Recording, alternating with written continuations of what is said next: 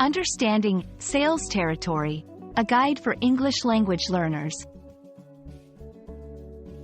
Hello, everyone. Today, we're diving into an interesting and useful business term, sales territory. This phrase is commonly used in business and marketing, so understanding it can be really helpful, especially if you're learning English for professional purposes.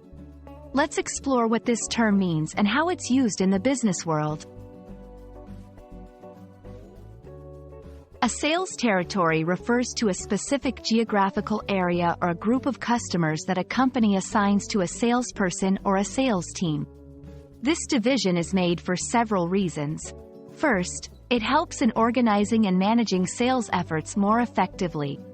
Second, it ensures that sales efforts are not duplicated, which can lead to competition between salespeople from the same company. Lastly, it allows sales teams to build strong relationships with customers in their specific area. Understanding and managing sales territories is crucial in business for several reasons. 1. Efficiency. By dividing areas or customer groups, companies can ensure that their sales efforts are focused and efficient. 2. Customer relationships. Sales teams can develop deeper understanding and stronger relationships with customers in their designated area. 3. Performance measurement. Companies can better assess the performance of their sales teams when they have a defined area or customer group. Let's look at some examples to better understand how sales territories might be allocated. Geographical division.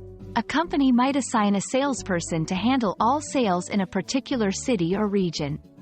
Customer type. Sales territories can also be divided based on customer types, such as retail clients, corporate clients, or government agencies. Product line. In some cases, sales territories are defined by the type of product. For example, one team might handle electronics, while another deals with home appliances. Understanding the concept of a sales territory is key in the business world, especially for those involved in sales and marketing. It's not just about geographical areas. It's also about efficient management, building customer relationships, and measuring performance. I hope this video has helped clarify what a sales territory is and why it's important. Thanks for watching, and keep learning.